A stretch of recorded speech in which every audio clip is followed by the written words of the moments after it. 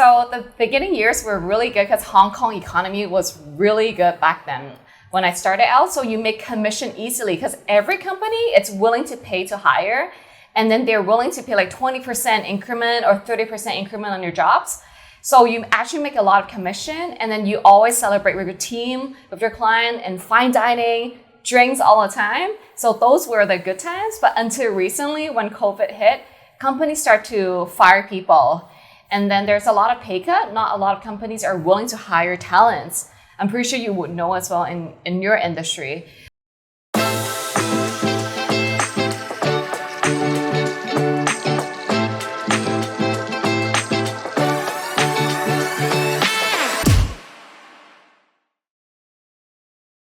What's up, ladies and gentlemen? You're now watching Kinetic Outcome, and we are with Nicole.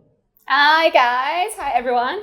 Awesome to have you here. And I would love to introduce mainly on what she does, but if I do that, she won't be able to say much. So you give yourself an introduction. Oh, wow. What a way to introduce myself. Yeah. So hi, everyone. I'm Nicole.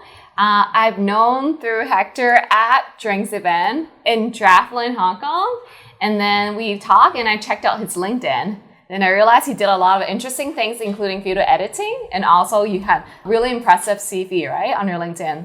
You're one of the top players in Manulife, which I'm really impressed by that. But then more about myself, I've been in recruitment for almost 6 years. But before recruitment, I was with Citibank and also Deutsche Bank in private banking. So I'm really happy to be here today. Thanks for inviting me and also the drinks. Well, pleasure to have you. Yeah, so to get started, I just want to go in depth, right? So the early beginnings, like where were you born? You grew up where? Your studies, and how did you get here? Oh, wow. Okay, a really quick introduction. I was born in Toronto, and then my whole family moved back to Hong Kong, where I did like high school in Hong Kong, and then went to UK for boarding school. And then I actually got an offer in UCL London. But then it's really expensive to study in London, especially 1 year, their tuition fee is around 100K Hong Kong dollar, I think, minimum. That excludes dorm. So adding dormitory, like every year, it's around 200K Hong Kong dollar. But then in Hong Kong, I get a mini scholarship to go back to Hong Kong to study. So I went to CHK instead because my parents, like all Asian parents, would rather pay less for education. Then after that, my parents really want me to be a banker. I think that's what all Asian parents want. Either be a banker, lawyer, or doctor. So my parents pushed me to apply to different banking jobs, let's say Citi, Deutsche, Goldman. Then that's where I ended up at Deutsche and also Citibank. But then after working for 3 years at Citi, I think the people are super nice and fun, but I just don't feel connected to the job. So that's why I switched to recruitment. And here I am with almost 7 years of recruitment experience. And I'm loving the job right now. Okay. So throughout that 7-year experience, right? I just like to know, how was it like when you just started and getting to where you are now? Oh, when I started, I actually quit Citi without telling my mom. So she was really pissed when I told her, hey mom, I actually quit Citi. I'm going to Michael Page. Because I told you, like all traditional parents, they want their kids to be in banking so they can show it off in front of other parents, right? I'm not too sure about your parents or your friends' parents, but then they were really pissed when I quit Citi and joined Michael Page. And when I started Michael Page, it was really long working hours as well, because we start work at 8 o'clock and we finish at 8 p.m. every day. So it's like 12 hours of work. But of course, nowadays, it's better hours right now. Yeah. Okay. So if we go in depth though, like the challenges, because in anything that you do, there's always going to be ups and downs, right? It's like a love and hate relationship. And from what I know, seeing your posts, I feel like you do really have passion and love what you do. Yeah. So can you share a little bit on how it was in the growing times what was it like in the awesome times, and how is it like today? Oh, okay. So the beginning years were really good because Hong Kong economy was really good back then when I started out. So you make commission easily because every company, it's willing to pay to hire. And then they're willing to pay like 20% increment or 30% increment on your jobs. So you actually make a lot of commission, and then you always celebrate with your team, with your client, and fine dining, drinks all the time. So those were the good times. But until recently, when COVID hit, companies start to fire people. And then there's a lot of pay cut. Not a lot of companies are willing to hire talents. I'm pretty sure you would know as well in your industry. So I would say the toughest time would be actually last quarter, where people start to fire people and they're not willing to hire. So we took a lot of time to have to keep finding new clients and company who wish to hire us, like hire talents and hire candidates and willing to pay to use agency to recruit for talents. I would say this is the toughest time that I've experienced so far. And how long has been that tough time? Has it been a year or two? I think for almost half a year, I would say. Yeah, when people thought Hong Kong would pick up very fast when the borders open, but turns out even the borders open, Hong Kong is picking up, but not as fast as what other people would expect. Okay. Well, what are your thoughts on the Top Talent Pass scheme? Because over 50,000 people actually took that and are taking the jobs that are also related to finance. So honestly, I've been to Shenzhen and Guangzhou. Have you been? Only a few times. I think 4 times in China. Dongguan, Xiamen, Shenzhen, and I forgot the other. Oh, did you go recently or? Last year, but Yeah. I'm going around June in Foshan. Oh yeah, because if you go because I like to go around shops and beside the shops, like bubble tea shops, they will usually stick out like a poster about hiring people, how much their salary are. Then you realize people in Shenzhen, Guangzhou, their salary is way lower than Hong Kong.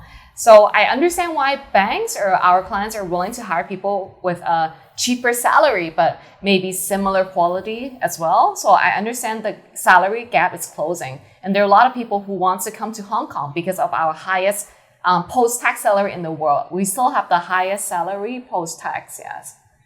Yeah, tax. Yeah. I mean, to be honest, here, if you're earning 50,000 and above, tax is already heavy, but I can't imagine it in other countries. It's okay, you pay a lot of tax, so it's fine.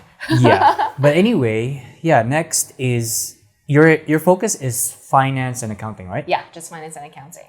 Are you ever going to change in the future in case it takes time to improve in this area, or you're going to be really focused on this? I think to be really good at something, I believe in focusing on one sector and do a long time. So I believe I'm still going to focus on finance and accounting, but maybe in a broader industry.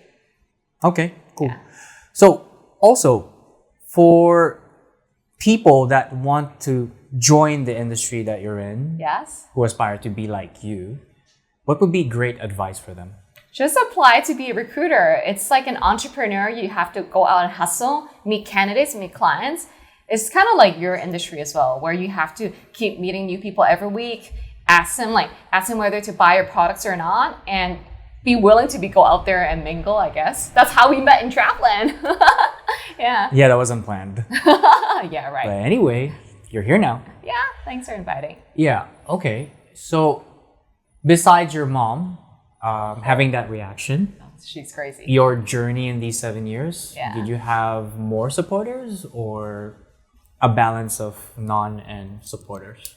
You mean my mom and my dad? Everyone Oh, around you, yes. including them. So my dad is really happy to see I'm happier now, though of course I don't make as much as bankers. But then I think my dad really values that I'm happier now and not doing something I don't like. But he also told me, like, if you pick an industry, just remember that the salary might not be as high as what you chose in the past. So he's very practical as well. And my mom kind of sees that I enjoy my job. And also I go back to university to give talks to help students for career coaching. She sort of changes her mind and find my job a bit meaningful now. Yes. Okay, so I want to go into that, the career coach. Yeah, sure. How long has that been going? Wow. I realized maybe past 2-3 years when I go back to university, let's say Hong Kong U, UST, and City University, when I give out talks, a lot of graduates would come up to us and ask, oh, I can't find a job. Can you help me? Did that happen to you? Let's say when you go back to campus recruitment or giving talks in different events. In my case, it's a little different. I don't give too much talks. Oh, okay. I probably haven't given 10 talks in my life, but I did give a few talks. Were they mainly about recruitment or like recruiting to your team or Like, it's so different because my first time was about running a freelance team on videography and photography. So we did that in one university and we didn't really have much questions on pursuing, but I always told them like, just pursue what you want. And instead of working for somebody, if you know you can handle it by yourself, do it. And then another talk was related to music. It was also in a university, I think Chinese U. Oh, And my recent talk was Equal Opportunities Commission. I was one of the panelists. So that was just a few months back. So it's really different. I never really had much questions on career advice, except the people that do interview with me and what I do. Then what do people... The insurance side. But what do people usually reach out to you to ask questions for? I'm just curious. In terms of career? Anything. Whenever you give a talk, like what do people usually reach out to you for? Is it more like investment advice or mostly like how to be a freelancer or just curious? Because I do a lot of things. Like I was club MC. I've been doing music for 20 years. Okay. I have music videos online. And I did tour a little bit back then with my DJ, who was my partner at the time. Wow. And sales background. So travel industry. You know the Rubik's Cube as well? Yeah, but I'm not good at it. You're good? I never knew how. It's just that I sold the Rubik's Cube around Southeast Asia. Oh, wow. And then the Walmart of Philippines, Shoe Mart, I opened that. Oh, you did a lot of things. Yeah. You should publish a book. You know what? You should publish a Kindle or something. Yeah. I will one day. On Kindle. Then I'll put like Encouraged by Nicole. Yeah. Thanks. I'm going to write the... What? I'm going to write the prelude. Yeah. Yeah. Cool. Yeah. So there's a lot. And we'll dig into that later after this. Yeah. Sure. Cool. So we'll get back to you. Where were we? Career coach. Yeah. So you've helped a lot of people already in that I think a lot of students, and I really enjoy it because I think investing in younger generation is very important for Hong Kong. Because if you want a country or city to thrive, you should always focus on the younger people. And I believe that the more I help out the younger people, Hong Kong will be better. That's how I think. That's why it's very meaningful. Next generation. Yes, next generation is important. For your talks, do you remember your very first talk? Like, how did you handle that? Were you nervous, or you had to do a few practices in front of the mirror, or you're just used to it? That was really, really long time ago. Yeah, I think almost 10 years ago. I really forgot, but I think I went back to university when I was working with Deutsche at Citibank to talk about how to apply to banking jobs. That was a long, long time ago. And I really enjoy speaking to younger students, I realized. So I've been doing it, and also it helps with your job and publicity as well. Yes. And you help them with interviews as well, right? Interview, help them with CV editing, but mostly actually a lot of people would reach out to me and ask, hey, I'm very lost in my university life. Or I'm very lost, I don't know what job to apply for. It's like when I see them, I see the old me. Like when I first started in private banking, I was pretty lost as well because I thought banking is my life. But turns out when I do it, I don't seem to enjoy it that much. So a lot of students would reach out to me and they tell me they don't really enjoy their job and will ask me, what industry should I switch to? Yes. Okay. And I wanted to talk about that again. I won't say the amount, about your highest amount of billing, but what's your dream amount of billing? So my highest was 4.3 million Hong Kong dollar in 12 months. What's your dream? Like 12 months, how much you bill? Okay, my dream, let's say the market's good, then I want it, of course, higher, like 6 million. Yeah. Okay. Wait, what about yours? What's your highest billing in a year? We'll talk about it later. Okay, fine. Because my business model is slightly different. It's different. It's not just about me. I have a team. Okay, sure. Yeah. Okay, and after that, I wanted to ask about this too.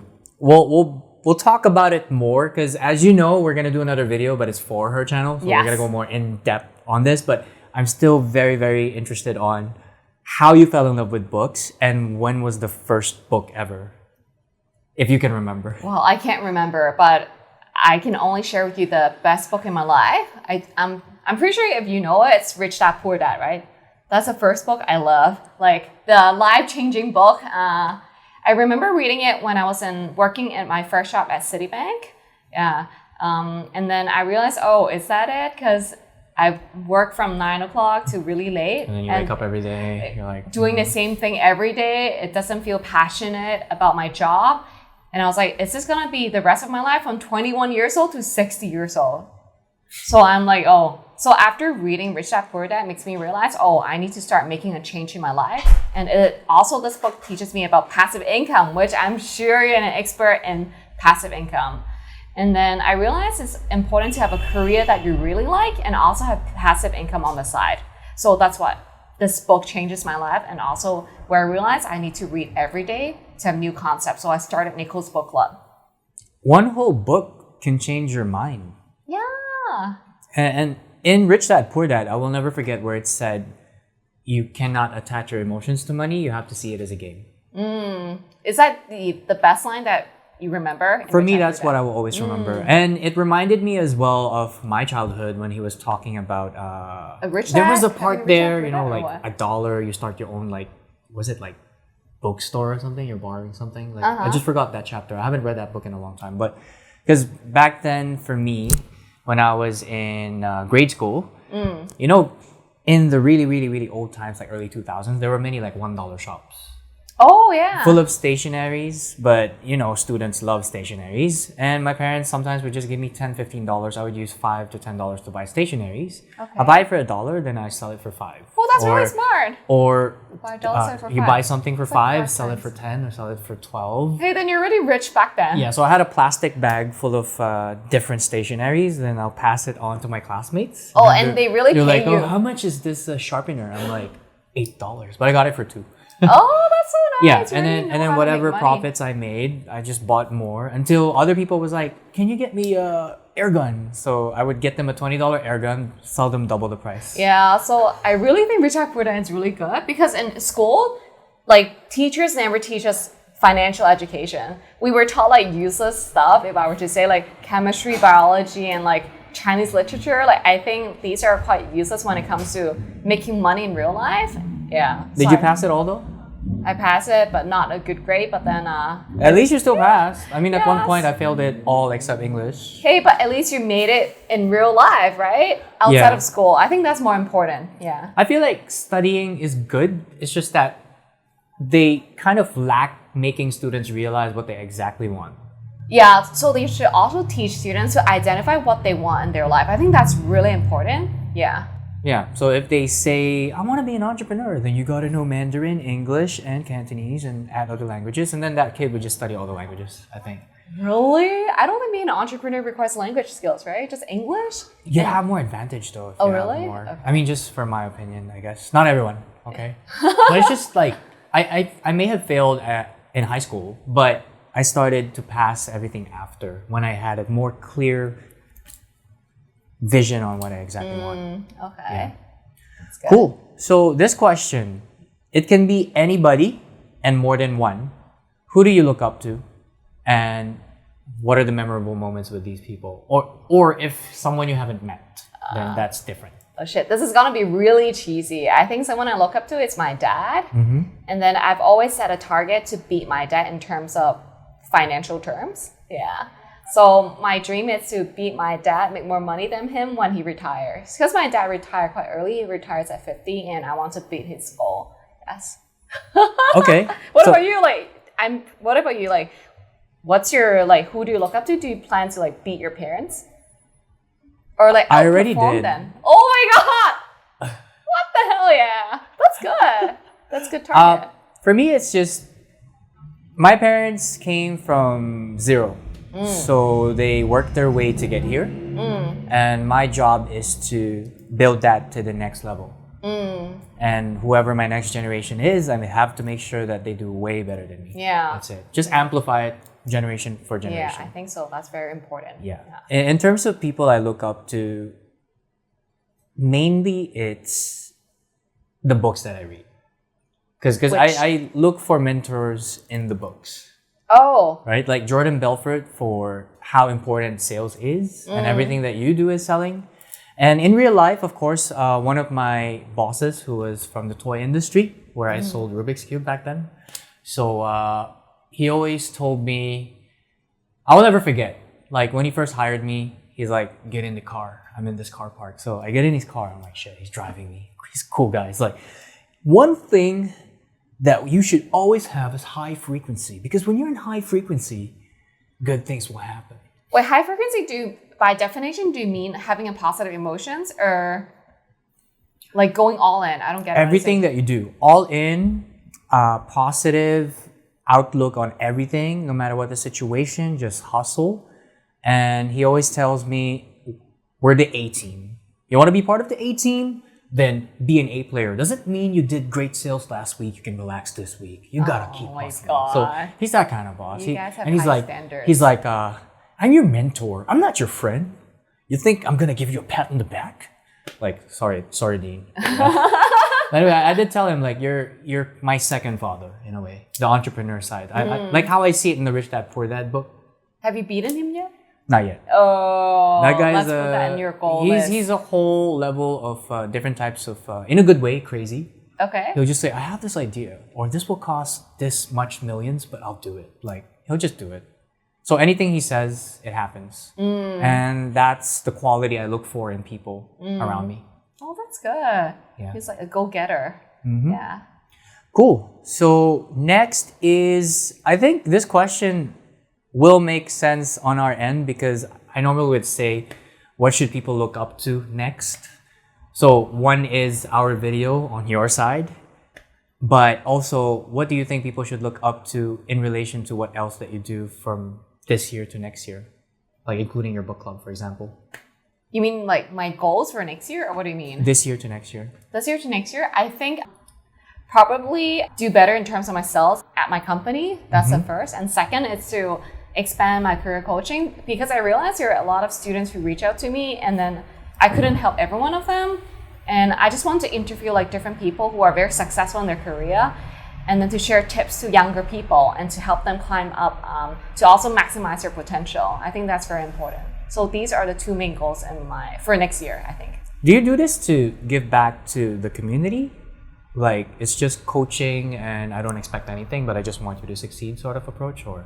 When I go back to university, sometimes the talk is free. Sometimes I give speech for free. Sometimes I charge the university. But then for my personal one-on-one, it's usually charged. But then I just feel it very meaningful to try to help out with more people. And sometimes I write articles on LinkedIn, like you've seen it, interviewing like different MDs of different banks, or let's say CFO of different listed company. But I want to share their advice for free because I think this is the way to help out to different university students, let's say in Hong Kong or in globally, so they can benefit from our advice. Okay. Well, if you're looking for career advice and you just graduated, look for Nicole. Yeah, I'm on LinkedIn. You can just search me easily. Yeah, and before we get close to wrapping up, speed dating. Oh, sweet. Oh, yeah, what's the story there? That's a big topic. What's the story there? How I started or what? Yeah, how you started and how's it going, or your funny episodes. Well, he has to do a lot of editing. I think, a lot of like crazy stories. Yeah. So I started when I was in Citibank because I have a lot of single colleagues that reach out to me and say, Nicole, do you have any single girls or single guys to refer me to? Then I'm like, okay, I'll introduce you guys. Then I come up. Then I think of, if I were to introduce them together, why don't I make money out of them? So, so that's how I hosted the first drinking speed dating event where there are a table of six guys and 6 girls drinking cocktail and talking to each other one-on-one. And every 5 or 6 minutes, they have to switch table. So it's quite funny because my friends were like, are you mama-san? I do understand the phrase. Yes, but so I got these 6 girls please, and...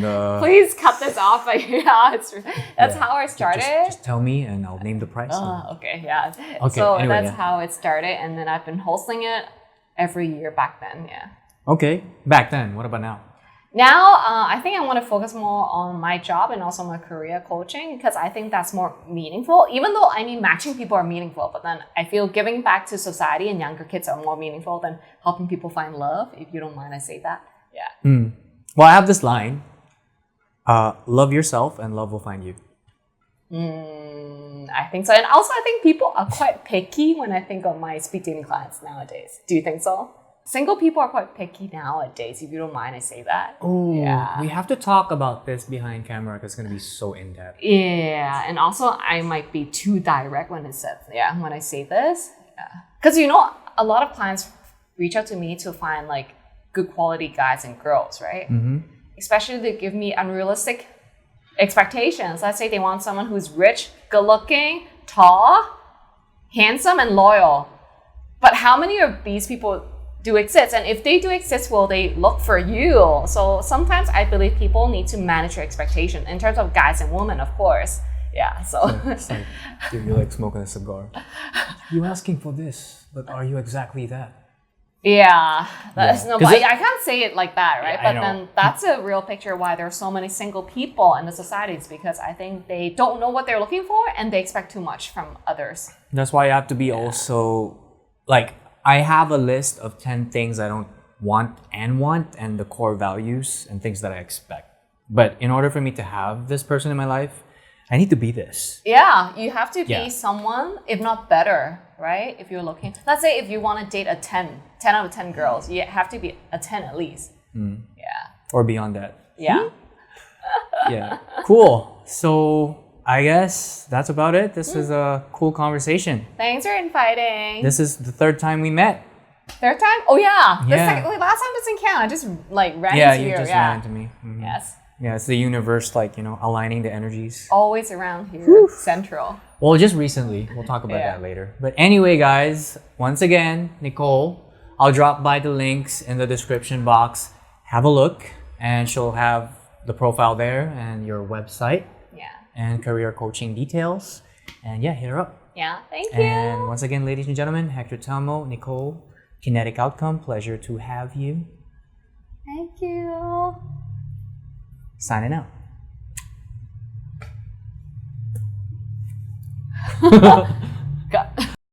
Our aim is to provide value, so if you like what you watched, make sure you hit that like button, leave a comment, and subscribe. I'm also a financial advisor based in Hong Kong, so feel free to check the description box for my details and email or DM. And if ever you need video and photography services, the phenomenal videos you're watching right now are filmed by 𝙤𝙤𝙘𝙤𝙤. Lastly, if you love hip-hop music, rap, R&B, singing, whichever that sounds amazing to your ears, because I always do a lot of experiments with it, feel free to drop by my channel at SCF Saint or Saint Crossfade. Appreciate you for being part of this episode and more to come. Till next time.